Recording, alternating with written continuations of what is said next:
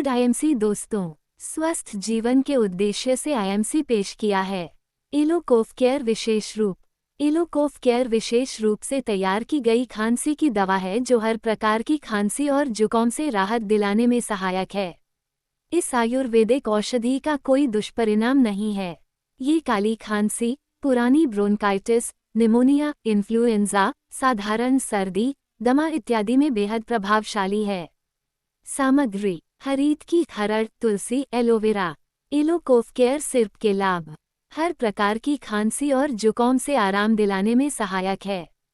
ये साधारण एवं मौसमी खांसी और जुकाम में भी लाभप्रद है।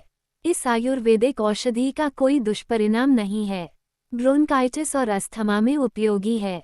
उपयोग करने की विधि: वयस्क दिन में 2 बार गुनगुने पानी के साथ 1-2 चम्मच का सेवन करें।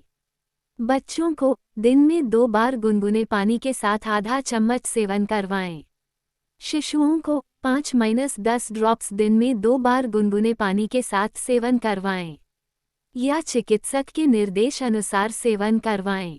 तो आज के लिए बस इतना ही। इसी के साथ आज का ये पोस्ट खत्म करते हैं। बाकी थोड़ा सा इंतजार कीजिए, बहुत ही जल्द फिर मिलते हैं किसी नए टॉपिक के साथ अगली पोस्ट में। तब तक के लिए टेक केयर। आयुर्वेदिक अपनाएं, देश बचाएं, स्वस्थ रहे।